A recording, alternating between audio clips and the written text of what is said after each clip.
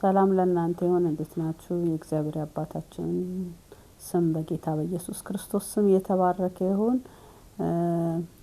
እኔ አገልጋይ ፎዚያ መሐመድ እባላለሁኝ። በኢትዮጵያ ማኑኤል ቢሾፍቱ አጥቢያ ውስጥ አገለግላለሁ። እግዚአብሔር በሰጠኝ ጸጋና ጥሪ መሰረት የእግዚአብሔር አምላካችን ስም ይባረክ። እንግዲህ በዚህ ዩቲዩብ ቻናል በፌስቡክ እንደገና በቲክቶክ ባሉት የትኛውም የሶሻል ሚዲያ አማራጮች የእግዚአብሔርን ሐሳብ ለማገልገል ለማቅረብ እግዚአብሔር በልቤ በሞላው መሰረት ጀምሬያለሁኝ።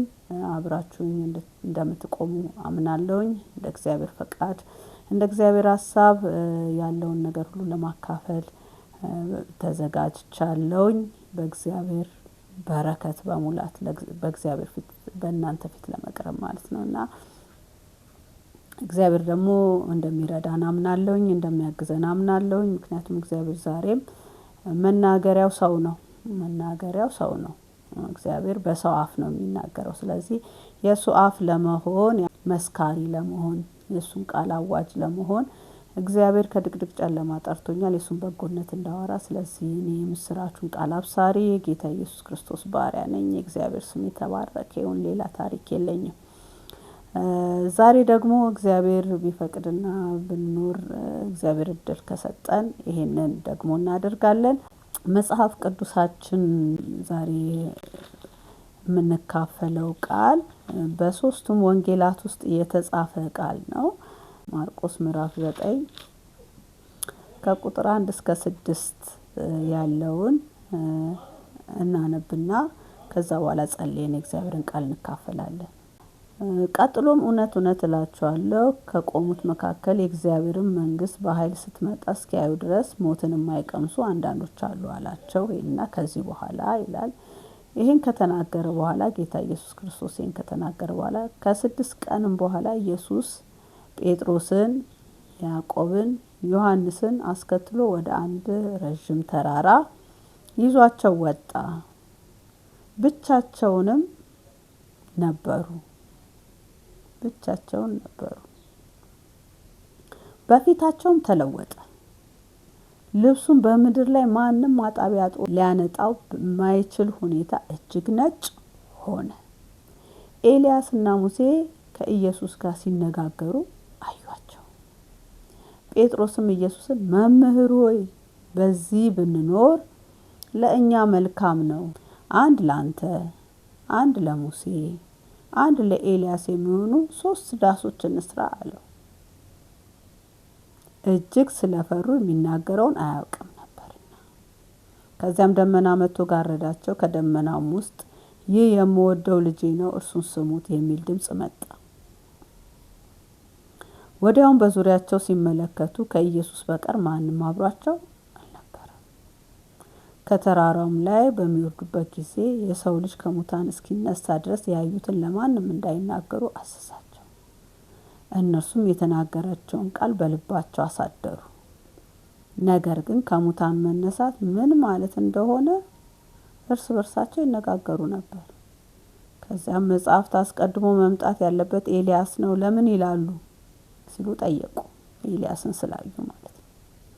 ኢየሱስም እንዲህ አላቸው፣ ኤልያስ በእርግጥ አስቀድሞ መጥቶ ሁሉን ነገር እንደነበረ ያደርጋል። ታዲያ የሰው ልጅ ብዙ መከራ መቀበልና መናቅ እንዳለበት የተጻፈውን ለምን ይመስላችኋል? ነገር ግን እላችኋለሁ ኤልያስማ መጥቶ ነበረ። እነርሱ ስለ እርሱ በተጻፈው መሰረት ያሻቸውን ሁሉ አድርገውበታል። እግዚአብሔር አምላክ ሆይ በጌታ በኢየሱስ ክርስቶስ ስም በራስ መንፈስ በራስ እግዚአብሔር ሆይ አሰራርና አደራረግ ደግሞ ይሄን ቅዱስ ቃልህን እግዚአብሔር ሆይ እንድታበራልን መንፈስ ቅዱስ እንድታስተምረን አይኖቻችን እንድትከፍት ከዚህ ቃል ውስጥ መማር ያለብን እንድንማር እንድትረዳን በናዝሬቱ ጌታ በኢየሱስ ክርስቶስ ስም እንለምንሃለን። አባት ሆይ የቃልህ ሕይወት ይሰጣል፣ ቃልህ ይለውጣል። እግዚአብሔር አባት ሆይ ለሰው ልጆች የሰጠው ይህ መመሪያ በጌታ በኢየሱስ ስም በሰው ሁሉ አይን ፊት በሰው ሁሉ ልብ ፊት በመንፈስ ቅዱስ የበራ የተገለጠ እንዲሆን ቃል የሰዎችን ሕይወት እንዲነካ ቃል የሰዎች ሕይወት ውስጥ ገብቶ ስራው እንዲሰራ በአንተ አፍ ጌታው የወጣ ቃል ይሰራልና ሕያውም ነውና ጌታ እግዚአብሔር ሆይ ይህ ቃልህ እንዲሰራ በኢየሱስ ስም እለምንሃለሁ። እኔም ባሪያ በግልጥነት እንድናገር በኢየሱስ ስም መንፈስ ቅዱስህን ስጠኝ። አባት ሆይ በጌታ በኢየሱስ ክርስቶስ ስም በታማኝነት ያንተን መልእክት እንዳስተላልፍ እርዳኝ። ቅዱሳን መታነጽ፣ በውጭ ላሉ ደግሞ መመለስ ምክንያት እንዲሆን በጌታ በኢየሱስ ክርስቶስ ስም ጊዜ ሰዓቱን ላንተ አሳልፌ እሰጣለሁ። በኢየሱስ ክርስቶስ ስም አሜን አሜን። እንግዲህ አሁን ያነበብነው የማርቆስ ወንጌል ነው። ሉቃስ ወንጌል ምዕራፍ 9 ከ28 እስከ 27፣ ማቴዎስ 17 ከ1 እስከ 19 ይህንን ሁኔታ ተርከውታል ማለት ነው፣ ማለት ጽፈውታል ማለት ነው። እና በዚህ መጽሐፍ ቅዱስ ክፍላችን ውስጥ ጊዜ እንደምንመለከተው ኢየሱስ 3ቱን ደቀ መዛሙርት ወደ አንድ ረዥም ተራራ ብቻቸውን ይዟቸው ወጣ ይላል። ከዛ መልኩ ተለወጠ ይላል። ክብሩን አሳያቸው ማለት ክብሩን አዩ። ክብሩን ማየት ብቻ አይደለም፣ እዛ ሆነው ደግሞ የአብን ምስክርነት ለልጁ ለኢየሱስ ክርስቶስ የሰጠውን ምስክርነት ሰሙ። የምወደው ልጄ እርሱ ነው፣ እርሱ ስሙት የሚል ምስክርነት። ታስታውሱ እንደሆነ ሐዋርያው ቅዱስ ጴጥሮስ በመልእክቱ ላይ እኛ ከገናናው ክብሩ ሰምተን ነው እንጂ በብልሃት የተፈጠረ ተረት ተረት አይደለም፣ ግልጽ ነው ለኛ ብሎ ሐዋርያው ቅዱስ ጴጥሮስ ይናገራል። ይሄንን ክፍል በማስታወስ ይመስለኛል ያንን መልእክት ሲጽፍ የጻፈው እና ከጌታ ከእግዚአብሔር ዘንድ ክብርን ተቀብሏል። ጌታ ኢየሱስ ከአባቱ ማለት ነው። እርሱን ስሙት የምወደው ልጄ እርሱ ነው፣ እርሱን ስሙት የሚል ድምጽ ከደመና ውስጥ እንደወጣ ይናገረናል። እንግዲህ ለአይሁድ ማህበረሰብ ደመና ማለት ምን ማለት እንደሆነ ከብሉይ ኪዳን ጀምሮ የሚያውቁት ነው። ከደመና ጋር የተገናኘ ነው ህይወታቸው። ደመናው አለ ማለት ምሪት አለ ማለት ነው። ደመናው አለ ማለት ጥበቃ አለ ማለት ነው። ደመናው አለ ማለት አስተማማኝ የሆነ የእግዚአብሔር አብሮነት በመካከላቸው አለ። እግዚአብሔር መካከላቸው አለ ማለት ነው። እርግጠኞች ናቸው ደመናው ካለ ማለት ነው። በብሉይ ኪዳን ጀምሮ ደመናው ሲንቀሳቀስ ይንቀሳቀሳል፣ ሲቆም ይቆማሉ። ደመናው ሲመጣ ድምጽ አለ፣ ቃል አለ እና ከደመናው ውስጥ ነው ድምጽ የመጣው። ስለዚህ ደመናው ያንን ሊያስተምረን ይችላል ማለት ነው። በብሉይ ኪዳን ያ ስለሆነ የእግዚአብሔር አምላካችን ስም ይሁን። ከዛ ድምጹን ስሙት፣ የማን የኢየሱስን ስሙት የሚል ነው ድምጽ የመጣው። ሃሌሉያ። ብዙ ጊዜ ብዙ አስተማሪዎች እንደሚሉት የተገለጡት ያዩት ከኢየሱስ ክርስቶስ ጋር እንደምታስታውሱ ሙሴንና ኤልያስን ነው። ኤልያስና ሙሴ በአይሁድ ማህበረሰብ በጣም ትልቅ ግምትና ትልቅ ስፍራ ያላቸው፣ በዛም ብቻ አይደለም አሁንም በተለያየ ሃይማኖት ክፍሎች በጣም ትልቅ ስፍራ የሚሰጣቸው ነቢያት ናቸው፣ መሪዎች ናቸው። ስለዚህ እነሱም አሉ። ሙሴ ሕግን ይወክላል ይላሉ ብዙ አስተማሪዎች ወይም የመጽሐፍ ቅዱስ አስተማሪዎች። ኤልያስ ደግሞ የነቢያቱን አገልግሎት ሳይድ ይወክላል ብለው ያምናሉ፣ ያስተምራሉ። በዚህም ይሁን በዛ እውነተኛው ነቢያቱ የተናገሩለት ሕጉም የመሰከረለት እውነተኛው የእግዚአብሔር ልጅ ጌታ ኢየሱስ በመጀመሪያ ቃል የነበረው፣ ቃልም በእግዚአብሔር ዘንድ የነበረው፣ ራሱ እግዚአብሔር የነበረው ጌታ ኢየሱስ ክርስቶስ ሥጋ ለብሶ በምድር መጥቷል። ሕጉም ነቢያቱም በሱ ሊጠቀለሉ ማለት ነው። ስለዚህ እሱን ስሙት። እሱ የእግዚአብሔር ቃል ነው። ራሱ ኢየሱስ ቃል ነው። ሥጋ ለብሶ በምድር ላይ የወረደ እግዚአብሔር፣ ሁሉ ነገሩ ቃል፣ ኑሮ ቃል ነው፣ ንግግሩ ቃል ነው፣ አካሄዱ ቃል ነው። ኢየሱስ ጌታ ነው። እርሱን ስሙት። እርሱን ስሙት ማለት አሁን እኔ ምናልባት በዚህ ልትራ በሆነ ጆሮአችን እንደምንሰማ አይነት ድምጽ ስሙት ለማለት እንዳልሆነ መቼስ እርግጠኞች ነን። እሱን ሰምታችሁ ታዛዦች ሁኑ፣ ተግባራዊ አድርጉት። እሱን የምትሰሙትን ቃል፣ ከሱ የምትማሩትን ትምህርት፣ ከሱ የምትቀመጡት ትእዛዝ፣ ከሱ የምትቀመጡት ስርዓት ተግባራዊ አድርጉት። እግዚአብሔር አብ እነዚህ 3ቱ ደቀ መዛሙርት ሲነግራቸው እናያለን ማለት ነውና ምክንያቱም ሙሴ ራሱ ስለዚህ ነብይ ተናግሯል። ከእኔ የሚበልጥ ወይም ከእንደኔ ያለ ነብይ እግዚአብሔር ያስነሳላችኋል። እስራኤል የምትጠብቀው መሲህ ጌታ ኢየሱስ ክርስቶስ መሆኑን አላወቀችም። ግን ሙሴ የተናገረለት፣ ነቢያት የተናገሩለት እውነተኛው መሲህ እውነተኛው አዳኝ፣ እውነተኛው ታዳጊ በዛ ዘመን በዛ ወቅት በዛች ምድር ላይ እግዚአብሔር ስጋ ለብሶ በምድር ላይ የተመላለሰ ነበር። ደመናው ሁሉ ጊዜ ከድንኳኑ ጋር ነው። መገናኛው ድንኳን ላይ ነው ደመና የሚመጣው በብሉይ ኪዳን እንደምናውቀው። ስለዚህ እውነተኛው የመገናኛ ድንኳን ሆኖ ኢየሱስ ክርስቶስ ስጋ ለብሶ በምድር ላይ በሰዎች መካከል አድሯል።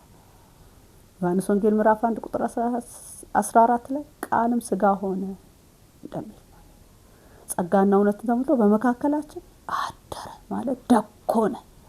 በዛ ድንኳን ላይ ደመና አለ፣ ያችሁ ድምጽ አለ፣ መልእክት አለ፣ ምሪት አለ፣ ንግግር አለ። እግዚአብሔር ስም የተባረከ።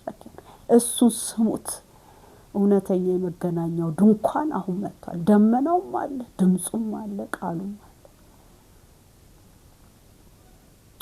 ሃሌሉያ። እዚህ ደቀ መዛሙርቱ ምንድነው ማድረግ ያለባቸው? ድምጹን ብቻ በሕይወት ዘመናቸው መስማት፣ ኢየሱስን ብቻ መስማት እንዳለባቸው ከዚህ መመሪያ አግኝተዋል ማለት ነው። ለምንድነው ድምጹን የሚሰሙት? ለምንድነው እሱን ብቻ መስማት ያለባቸው? የእግዚአብሔር አምላካችን ስም የተባረከ። እሱ ያላቸውን ብቻ እንዲሰሙ እግዚአብሔር አብ የፈለገው ለምንድን ነው?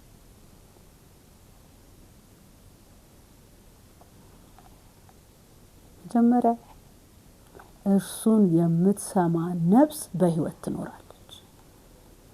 ኢየሱስን የሚሰማ ሰው በሕይወት ይኖራል። የእግዚአብሔር አምላካችን ስም የተባረከ። ሙሴ ሲናገር እንደኔ ያለ ነብይ ይመጣል፣ እርሱን የምትሰማ ነፍስ በሕይወት ትኖራለች፣ እማትሰማስ ትጠፋለች። ኢየሱስ ክርስቶስን መስማት ማለት እንግዲህ ስንተረጉመው ማዳመጥ ማለት ነው። ምላሽ ለሰማነው ድምጽና ለሰማነው ቃል ምላሽ መስጠት፣ በተግባራዊ ምላሽ መስጠት ማለታችን ነው። እንግዲህ መስማት እያልኩ ሳወራ ይሄን እያልኩ እንደሆነ እንድትረዱኝ ይፈልጋል። ኢየሱስ የሚላቸውን ተግባራዊ ማድረግ ማለት ነው መስማት። በሕይወት ያኖራል፣ በሕይወት ያኖራል፣ ለዘላለም ያኖራል፣ ከእግዚአብሔር ጋር ያኖራል፣ በሰላም ያኖራል፣ በጽድቅ ያኖራል፣ በቅድስና ያኖራል፣ ሁሉ ጊዜ ደስተኛ በመሆን ያኖራል፣ ሁሉ ጊዜ በሰላም ያኖራል። ሃሌሉያ። የሚናገረውን የሚሰማ ሰው በሕይወት ስለሚኖር ዮሐንስ 6:8 ላይ የሚሰማኝ በሕይወት ይኖራል ይላል ጌታ ኢየሱስ ክርስቶስ ራሱ ማለት ነው። ስለ ራሱ ሲመሰክር እኔን የሚሰማ በሕይወት ይኖራል። ሌላው እሱን ለምንድን ነው የሚሰሙት? እርሱ እውነትን ይናገራል፣ እውነትን ብቻ። ምክንያቱም እሱ የእውነት ምንጭ ሳይሆን እሱ ራሱ እውነት ነው። ሁሉ ነገሩ እውነት ነው። እውነትን ስለሚናገር እርሱን ስሙት። እግዚአብሔር ይዋሽ ዘንድ ሰው አይደለም፣ የሚናገረው ሁሉ ይሆናል። ሰማይና ምድር ቢያልፍ ይሻላል ከእሱ አፍ የወጣ ቃል ማይሆን ከሚሆን ማለት ነው። ስለዚህ እሱን ስሙት። ለምን? አይዋሽም፣ እውነትን ይናገራል፣ ስለ እውነት ይመሰክራል። ኢየሱስ ጌታ። እግዚአብሔርን መስማት ይሆንልን። በክርስቶስ ኢየሱስ እግዚአብሔር ተናግሯል። እግዚአብሔር የመጨረሻ መናገሪያው ልጁ ኢየሱስ ክርስቶስ ነው። ዕብራውያን 1 ላይ እንደሚለው እግዚአብሔር በልዩ ልዩ መንገድና ጎዳና በአባቶቻችን አይደል ተናግሮ ነበር። አሁን ግን በዘመን ፍጻሜ ላለን ለኛ ግን በአንድ ልጁ በኢየሱስ ክርስቶስ ተናገረ። እግዚአብሔር መናገሪያው ኢየሱስ ነው። እሱን ስሙት። ሃሌሉያ። እግዚአብሔር ያለውና የሚያደርግ አምላክ ታማኝ ስለሚሆን ማለት ነው። በነቢያቱ አፍ መጥቼ ሰውን አድናለሁ፣ መሲህ ልካለሁ፣ አዳኝ ልካለሁ ብሎ ልጁን ላከ ከ2000 ዓመት በፊት። በእንደዛ አይነት አሰቃቂና አስጨናቂ ሞት ስለኔና ስለናንተ በደልና ኃጢአት መተላለፍ የሚወደውን ልጁን የምወደው በእርሱ ደስ የሚለኝ ልጅ እርሱ ነው ያለውን ልጁ ቤተሰብ የሆናችሁ ልጆች አላችሁ እንግዲህ ታውቃላችሁ። ምትክ የሌለው ልጁ፣ አምሳያ የሌለው ልጁ፣ አንድ ልጁ አሳልፎ ሰጠ ለዓለም ተናገረበት። በመስቀል ላይ ተናገረበት። ኃጢአትን የዚህን ያህል እግዚአብሔር እንደሚጸየፍ፣ ኃጢአትን የዚህን ያህል እንደሚያስቀጣ፣ ኃጢአትን ሞትን እንደሚያመጣ በልጁ ኢየሱስ ክርስቶስ አየ። እግዚአብሔር ለዓለም እየተናገረ ነበር።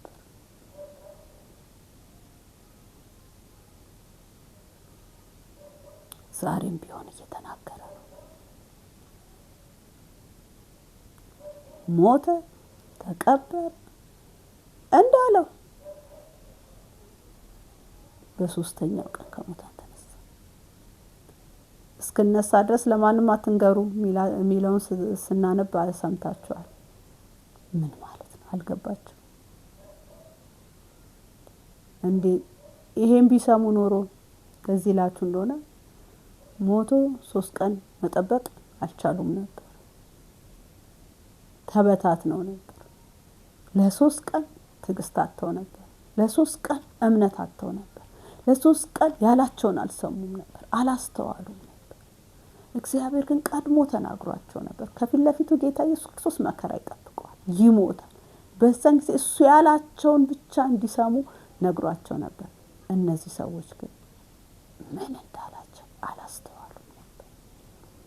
ጌታ ያለውን የሚያደርግ ነው። እነሳለሁ እንዳለ በሶስተኛው ቀን ተነስቷል።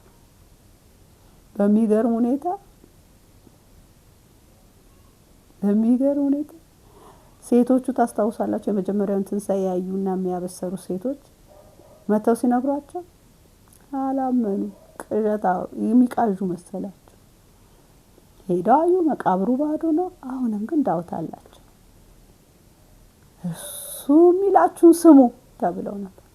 እሱ ምን ብሏቸዋል? የሰው ልጅ በሰው እጅ ተላልፎ ይሰጣል፣ መከራ ይቀበላል፣ ይሞታል፣ በሶስተኛው ቀን ደግሞ ይነሳል። ይሄም ልባቸው አኑሮ ቢሆን በስፍራቸው ይጠብቁት ነበር። እዚህ እግዚአብሔር ያለውን የሚያደርግ ታማኝ አምላክ ስለሆነ ነው ስሙት ያላቸው ማለት ነው። እንዴት ነው መስማት የነበረባቸው? አያችሁ፣ እንዴት ነው መስማት ያለባቸው? የሚላቸው ሕጉ አለ አይደለ? ሙሴ ያዩት ሕጉን የሚወክል ነው። ኤልያስ የነቢያትን የሚወክል ነው። ሕጉን ነቢያትን ጠቅልሎ የያዘው ደግሞ ኢየሱስ አለ። እሱም የሚላቸው መስማት ነበረባቸው።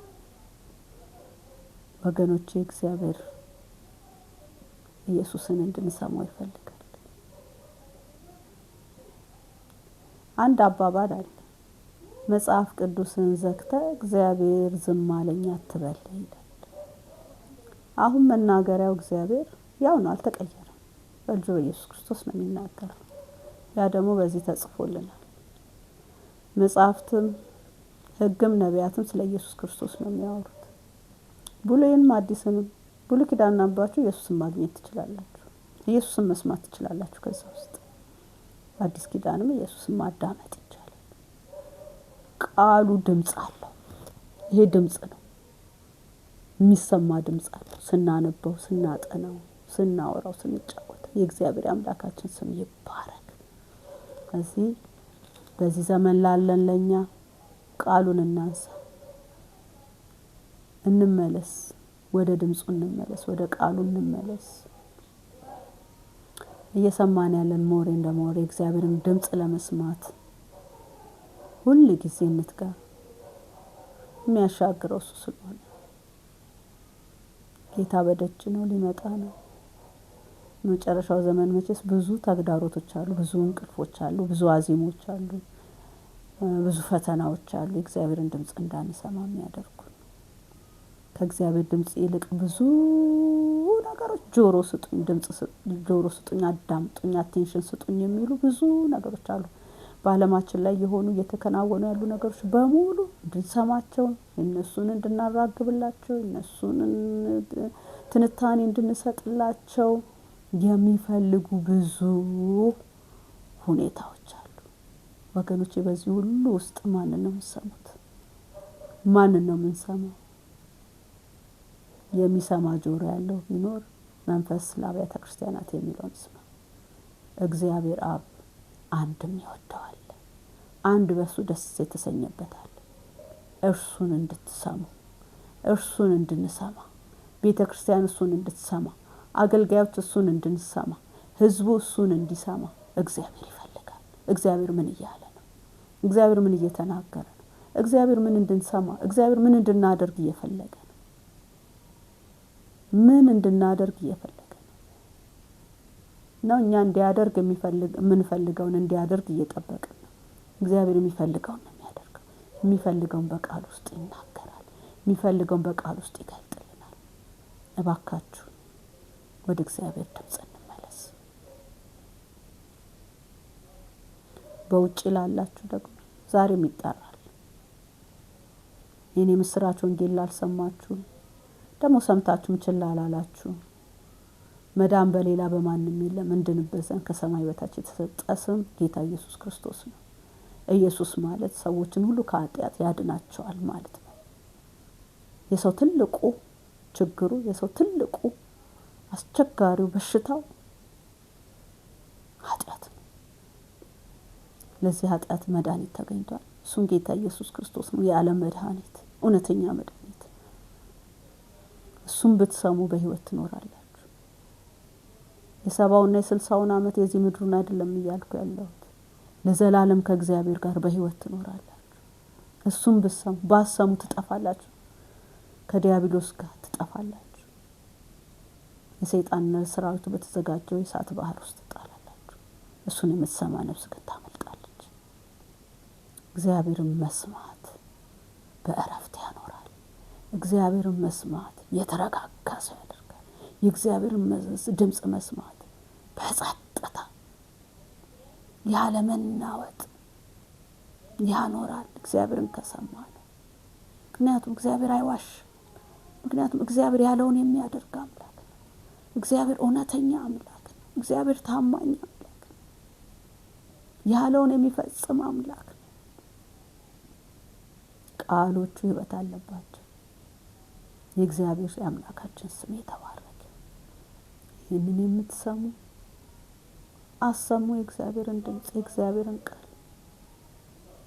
ሃሌሉያ።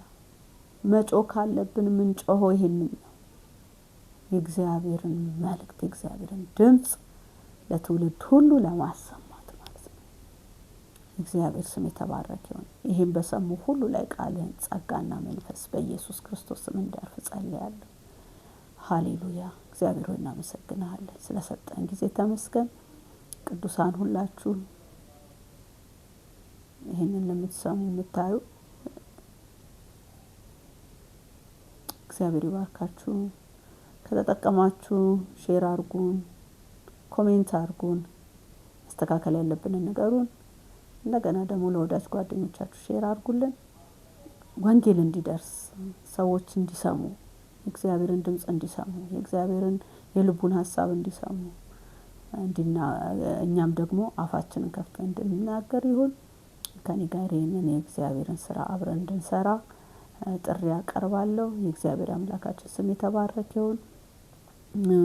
የእግዚአብሔርን ቃል ምን እናድርግ፣ የእግዚአብሔርን ቃል በእኛ ህይወት ውስጥ እንዲሰራ የሚለውን ደግሞ እግዚአብሔር ፈቅድና ቢረዳን በሌላ ጊዜ ለማስተላለፍ ሞክራለሁ። የእግዚአብሔር ስም የተባረከ ይሁን። እግዚአብሔር ልቤም የሞላውን የእግዚአብሔርን መልእክት ለኔ ተናገረኝን፣ ለኔ ጠቀመኝን ደግሞ ለእናንተ ሼር ማድረግ እንቀጥላለሁ። የእግዚአብሔር አምላካችን ስም የተባረከ ይሁን። መልካም ጊዜ ይሁንላችሁ።